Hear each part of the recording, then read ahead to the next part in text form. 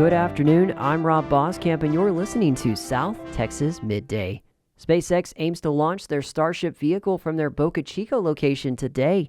A 60-minute launch window will open at 6:30 p.m. A news release states that residents of Cameron County and those in the nearby area may hear a loud noise resulting from the rocket's 33 Raptor engines firing upon ignition and as the vehicle launches toward space. But what people experience will depend on weather and other conditions. This will be the first Starship launch after the Federal Aviation Administration approved a SpaceX proposal that allows for up to 25 Starship launches per year from Boca Chica. Yesterday was Memorial Day, and countless ceremonies were held across the region. In the Victoria area, the Warriors Weekend Field of Honor group held a solemn ceremony in honor of fallen vets in the Crossroads yesterday. It began at 7 p.m. in the Field of Honor. The event featured a traditional flag retirement as families burned flags that were no longer suitable to fly. The crowd in attendance heard a story from one of the oldest veterans in attendance, as well as over 440 names of fallen veterans. The event ended with a 21-gun salute, the playing of taps, and a prayer as the attendees recognized those who lost their lives protecting the country. Warriors Weekend has honored veterans since 2009, continuing their campaign to show respect to current and former soldiers in the Crossroads. The Texas Workforce Commission is now accepting applications for disaster unemployment assistance in the Rio Grande Valley. The assistance is for those who have been unable to work due to damage sustained from severe storms and flooding due to this past March's historic rainfall and flooding event. According to a news release, workers and self-employed individuals in Cameron, Hidalgo, Starr, and Willacy counties are eligible for the assistance. Those looking to apply can do so online or by calling the TWC at 800-939-6631 on weekdays between 7 a.m. and 6 p.m. Individuals should specify that their applications are related to the damage caused by storms and flooding that impacted South Texas. In state news, the Texas Lottery Commission will not be abolished. That's despite some state lawmakers setting out to do just that at the beginning of the state's current legislative session. Instead, yesterday they settled on passing a bill that'll move the commission under the Texas Department of Licensing and Regulation. The Texas Newsroom's Blaze Gainey has more details. The 32-year-old Texas Lottery Commission was in limbo most of the session. Some lawmakers wanted to shut it down entirely over allegations of wrongdoing. But that settled after new rules were attached to the bill Monday, banning lottery courier services. Those services let people buy tickets without going to a store. Lawmakers questioned their legality earlier this year after someone won an $83 million jackpot using one.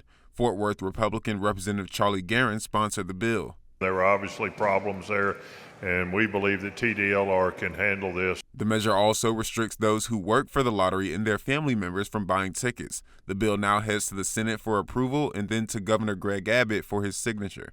I'm Blaze Gainey in Austin. Senate Bill 22, with ties to the state's film industry, received bipartisan support from the Texas House yesterday as it was passed. The Texas Newsroom's Nina Banks has more. Senate Bill 22 passed the Texas House with bipartisan support Monday morning. The bill seeks to incentivize filming in Texas by injecting $300 million into a fund every 2 years until 2035. When initially proposed, the bill had allocated nearly $500 million, but it was later lowered to $300 million. Representative Jolanda Jones is a Houston Democrat who's also competed on the TV show Survivor. Whether we like it or not, the TV and film industry is an industry that people pay attention to, whether we do or not. If the Senate agrees with the House's amendments, SB 22 will head to Governor Greg Abbott.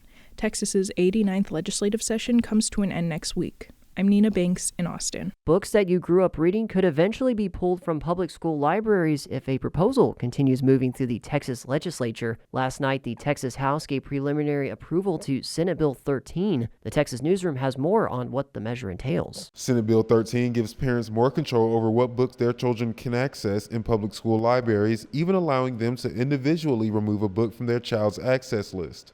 The measure also creates advisory councils made up of parents, teachers, and community members to help decide which books should or shouldn't be allowed, a process that could result in a book being removed from that district's public school library system altogether.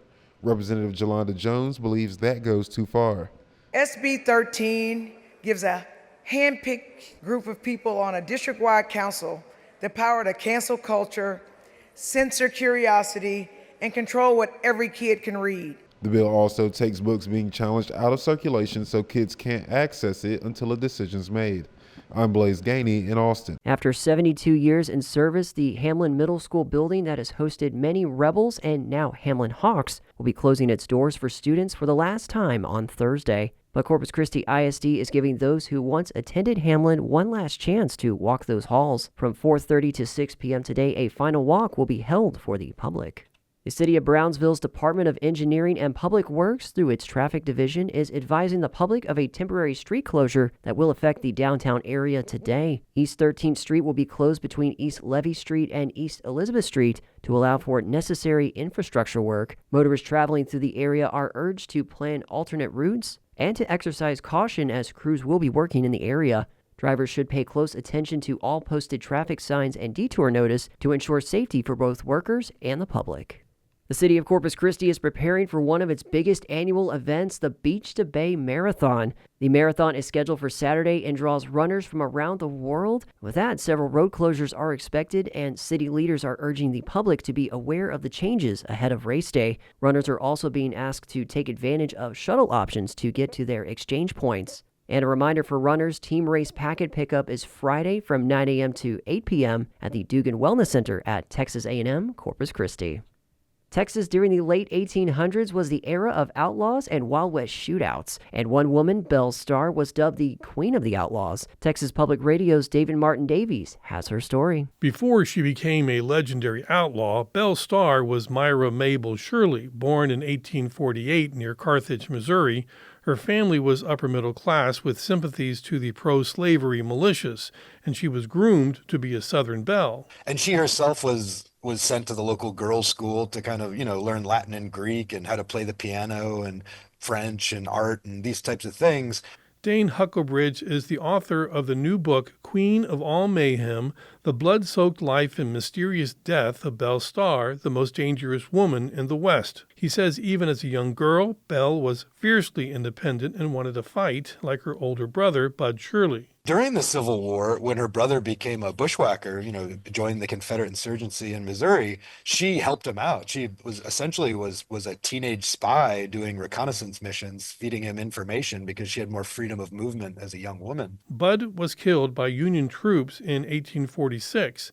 Devastated by his death and the destruction of their property during the Civil War, the family relocated to Syene, Texas, a small settlement southeast of Dallas, and that's where she began her life that rejected gender conventions. The sort of independence and freedom and self-determination that she wanted, if she followed the law-abiding route, it just wasn't possible. And being an outlaw, she had the freedom to kind of do whatever she wanted. She could love whoever she wanted. She could take whatever she wanted. She could live wherever she wanted. Huckelbridge says Starr was a horse thief and fenced stolen horses. She also used her ranch in the Cherokee Nation as a hideout for other notorious bandits for a fee. Where she would offer the outlaws, including outlaws like Jesse James, a chance to come and hide out on her ranch and escape from federal authorities. So she made money from that.